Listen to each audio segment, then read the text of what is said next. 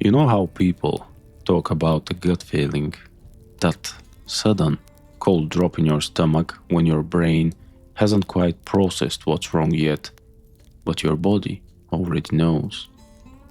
I used to think that was just poetic nonsense, some psychological trick for people who watched too many movies.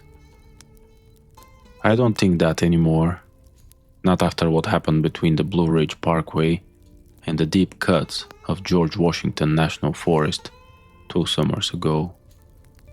I'm telling you this because I've seen the way you look at the dark tree line when we're out on the porch, and because if you ever find yourself holding a load through the Virginia ridges when the sky turns the color of bruised spleen, you need to know exactly what's waiting out there. My name is Damian Vance. Yeah, the same Vance family from up near Boulder, though I left the Rockies a decade ago to follow the freight. I'm a long-haul trucker by trade, a job that teaches you to love the silence until the silence starts looking back at you. When I'm not behind the wheel of my Peterbilt 389, I'm usually lifting heavy iron at whatever local gym has a day pass, just trying to keep the grease and the highway out of my joints. I don't have a dog and I don't have a cat. It's just me, 18 wheels and about 40 tons of whatever corporate America once moved from point A to point B. It was late July, the kind of oppressive, suffocating summer where the air feels like a wet wool blanket thrown over your face the second you step out of the cab. I had taken a run from Louisville down through the absolute heart of the Appalachians, carrying a specialized load of industrial manufacturing components meant for a facility near Roanoke. The weather forecast had been warning about a massive supercell system rolling off the Ohio Valley, but by the time I hit the state line, the storm wasn't just a threat anymore. It was an active wall of black, swirling rot in the sky. The rain didn't fall in drops. It came down in sheets that flattened against my windshield, rendering my wipers almost entirely useless, even on high speed. The mountain roads there are narrow, twisting ribbons of asphalt carved directly into the limestone and the ancient, overgrown hollows. If you lose your brakes or your focus for a single second, you aren't just going into a ditch, you're dropping 300 feet into a canopy of old-growth oak and pine that hasn't seen sunlight since the prehistoric era. At around 11:30 p.m., the storm grew so violent that the wind was actively catching the side of my trailer, giving me that sickening drifting sensation that every driver dreads. The lightning was constant, but it wasn't the clean white flashes that illuminate the road. It was that strange internal cloud-to-cloud lightning that turns the entire sky a sickly radioactive green for 3 seconds at a time, followed by a thunder so deep it vibrates right through the floorboards and your teeth.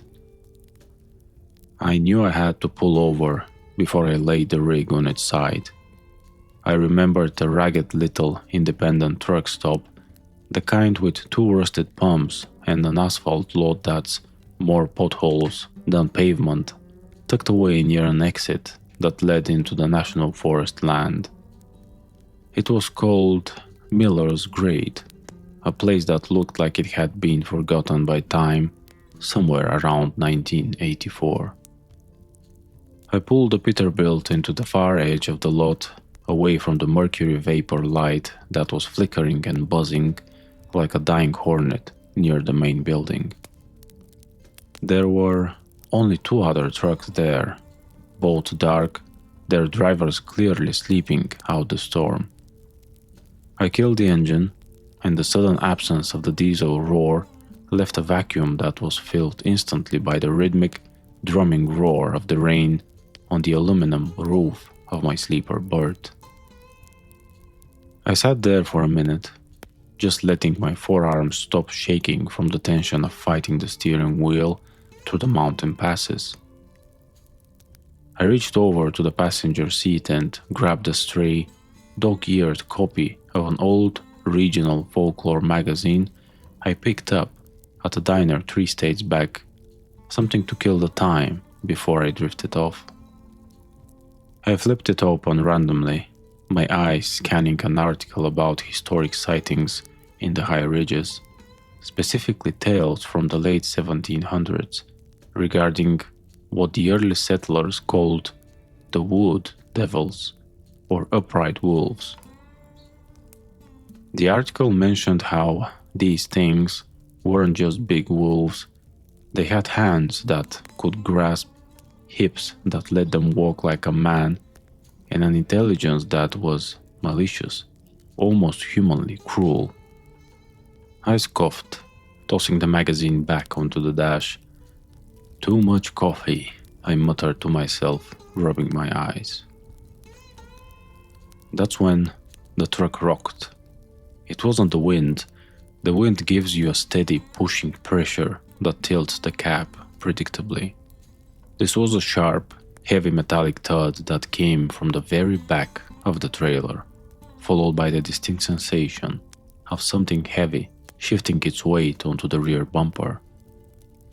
My immediate thought was cargo thieves, lot lizards or desperate junkies looking to bolt with whatever was inside. I reached into the side pocket of my door and pulled out my Defender, a heavy 24-inch solid steel tire thumper, essentially a mini baseball bat meant for checking tire pressure but perfectly designed for cracking skulls if someone got stupid.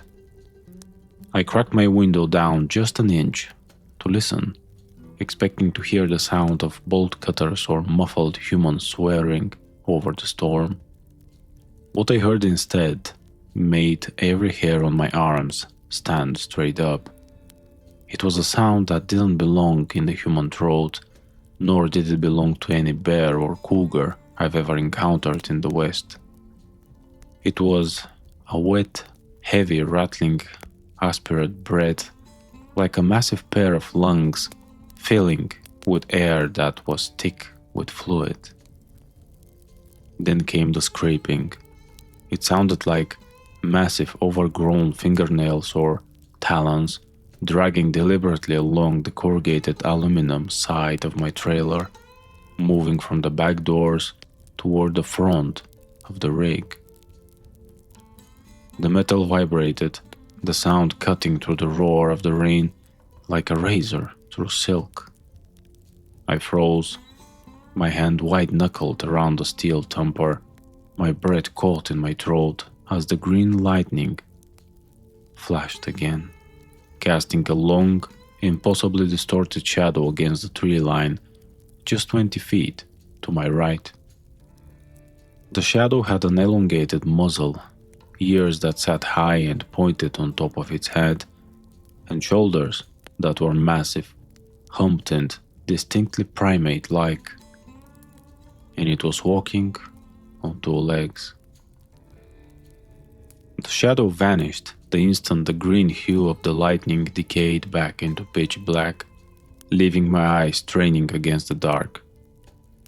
I sat there in the absolute silence of the cab, my heart hammering against my ribs, listening to the steady drip of condensation from the AC unit. For a long 20 seconds, there was nothing but the storm. Then the driver's side mirror vibrated. It wasn't a loose bolt. Something was standing right outside my door, its body brushing against the heavy West Coast mirror assembly. I slowly turned my head, every muscle in my neck protesting, and looked at the small piece of glass. Another flash of lightning lit up the lot, and my breath utterly failed me.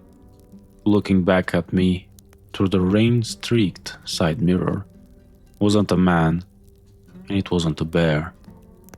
It was a face, massive, covered in coarse, slicked back black fur that seemed to absorb the dim light of the distant buzzing mercury lamp.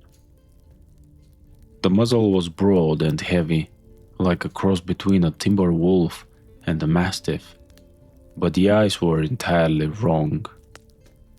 They weren't the pale glowing amber of a wild animal, they were deep-set, intelligent and possessed a sickly, reflective yellow tapetum that focused directly on me through the glass.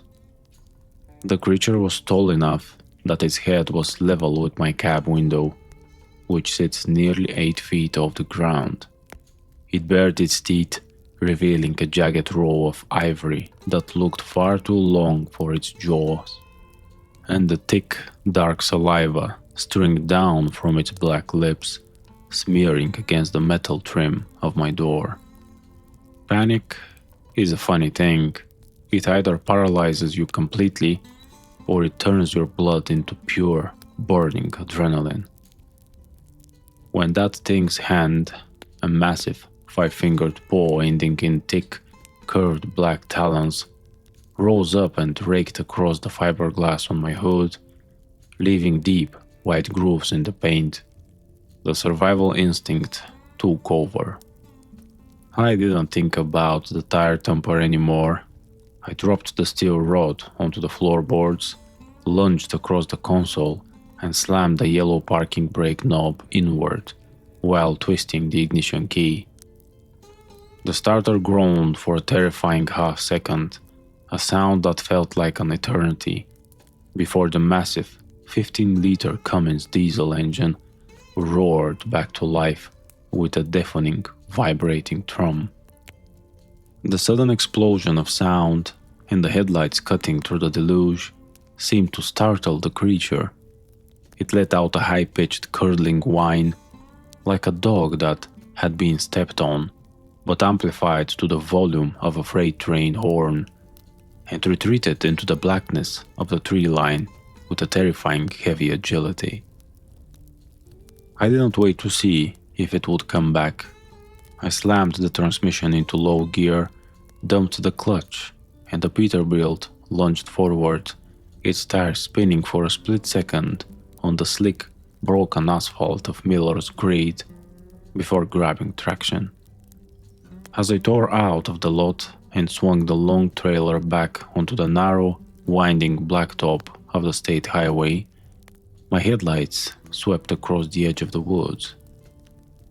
For a fraction of a second, I saw it clearly. It was standing fully upright on two massive, hooked hind legs that looked exactly like the rear legs of a canine, yet its torso was wide and muscled like an Olympic lifter. It had to be at least 8.5 feet tall. It didn't run away from the truck, it ran with it, parallel in the deep brush, its body moving through the dense mountain laurel with a sickening fluid speed that no human or known animal could ever hope to match.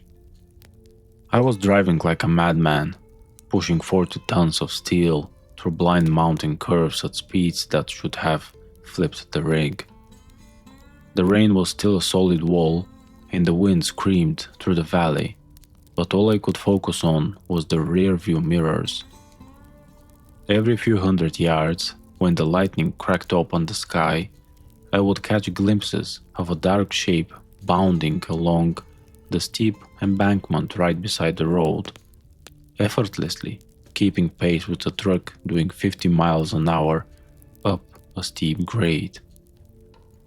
My mind raced back to that damn magazine article I'd glanced at just minutes prior, the settlers' descriptions of the upright wolves that would hunt travelers for miles just to toy with them, waiting for their horses to tire out. I realized with a sick certainty that I was the horse, and my truck was just a very large, very long cage that it was waiting for me to leave. I needed a real truck stop, somewhere with lights, people and cameras, somewhere like the major travel center off Interstate 81, about 40 miles down the ridge. But 40 miles on these back roads in this storm felt like driving to the moon. Those 40 miles were the longest, most harrowing minutes of my life. Every time the road dipped into a hollow where the trees arced completely over the asphalt, forming a dark, dripping tunnel, I could hear things hitting the side of the trailer. It wasn't tree branches. It was heavy, deliberate impacts, like large stones or heavy logs being hurled at the aluminum skin from the darkness of the woods. The rig would shudder, and I could hear the wet, heavy panting of the thing whenever the road forced me to slow down for a particularly sharp, hairpin turn. I kept my left hand glued to the steering wheel, while my right hand was white-knuckled around the handle of an old, heavy-duty hunting knife I kept in the center console. Not that a 3-inch steel blade would do much against a monster that could dent a utility trailer with its bare hands. Around 12:45 a.m., the dense canopy finally broke, and the glorious orange glow of high-pressure sodium lights appeared in the distance. It was the interstate interchange, and just off the exit sat a massive 24-hour travel center. There were bright signs, dozens of parked rigs, a fully lit fuel island, and most importantly, other human beings. I didn't even slow down properly for the off-ramp. I used the engine brake to slow the massive truck down just enough to coast into the bright flooded concrete lot of the truck stop, parking right in the middle of the fuel lanes where the light was brightest. I sat there for a long time, the Cummins engine idling with its comforting steady vibration, my hands shaking so violently I couldn't even pick up my pack of cigarettes. I forced myself to look at the side mirrors. There was no sign of the creature in the bright, open concrete lot. I took a deep, shaky breath, thinking that maybe the lights and the noise of civilization had scared it off, that I had finally broken its territory line. I needed to get out and check the damage to my truck, if only to convince myself that I hadn't suffered some kind of waking nightmare brought on by highway hypnosis and too much caffeine. I grabbed my heavy steel tire thumper from the floorboards, took a deep breath, and opened the driver's side door. The humid air hit me immediately, smelling heavily of diesel exhaust, wet asphalt, and something else. A faint, copper-like scent of blood and old, rotting meat that made my stomach turn. I stepped down onto the fuel island concrete, keeping my back pressed against the side of my cab. As I walked toward the back of the rig, the light from the overhead canopy revealed the damage. The fiberglass hood of my Peterbilt was ruined. 4 deep, ragged gouges were torn directly into the material, exposing the raw fibers beneath the black paint. Moving down the side of the aluminum trailer, there were long, silver-bright scratches where the paint had been scraped away by massive claws. But it was what I found at the very back of the trailer that made my blood run cold. Another driver, an older guy with a gray beard and a grease-stained ball cap, was walking back from the convenience store with a cup of coffee. He stopped dead in his tracks when he saw me, his eyes widening as he looked at the rear doors of my trailer. "Hey, buddy," the old driver said, his voice dropping to a low, nervous whisper as he pointed a trembling finger. "What the hell did you hit out there in the storm?" I walked around to the back and looked where he was pointing. Near the heavy steel locking bar of the trailer door, there were deep, bloody smears and Wedged tightly into the metal latch mechanism was a thick tuft of coarse, black hair, easily 6 inches long. But worse than the hair were the handprints, smeared in grease and mud against the white paint of the door, were two massive, elongated palm prints, ending in 5 distinct pointed claw marks. They were positioned high up on the door, nearly 9 feet off the ground, as if something had been hanging onto the back of my truck while I was doing 50 miles an hour down the mountain. "I didn't hit anything," I whispered, my voice cracking as I looked from the bloody print back toward the dark, unlit edge of the truck stop lot where the interstate met the trees. It hit me. The old driver didn't say another word. He just stared at those handprints, took a slow step backward, and turned around to walk briskly toward his own truck, locking his door with a heavy metallic click that echoed across the fuel island. I stood there, alone, under the buzzing orange lights, the rain finally slackening into a miserable cold drizzle that made the grease on the pavement shimmer like oil slicks. I knew I couldn't stay out in the open, and I damn sure wasn't going to climb into the sleeper bird to close my eyes. I needed to get inside the main building, fill a thermos with the strongest coffee they had, and wait out the remaining hours until the morning sun finally broke over the ridges. I gripped the steel tire thumper tightly in my right hand, pocketed my hunting knife, and started walking fast toward the bright glass double doors of the travel center lounge. The inside of the truck stop was quiet, smelling of fried food, stale tobacco, and floor cleaner, with only a tired-looking cashier working behind the counter and a couple of drivers slumped asleep in the vinyl booths of the diner. I went straight to the back restroom, washed the cold sweat off my face with freezing water, and stared at myself in the cracked mirror, barely recognizing the pale, wide-eyed man looking back at me. To calm my nerves, I walked over to the magazine rack near the front lounge, half hoping to find another copy of that regional folklore journal just to see if there was any mention of how to make these things lose interest. Instead, my eyes caught a small laminated warning flyer pinned to the driver's community bulletin board right next to the payphones.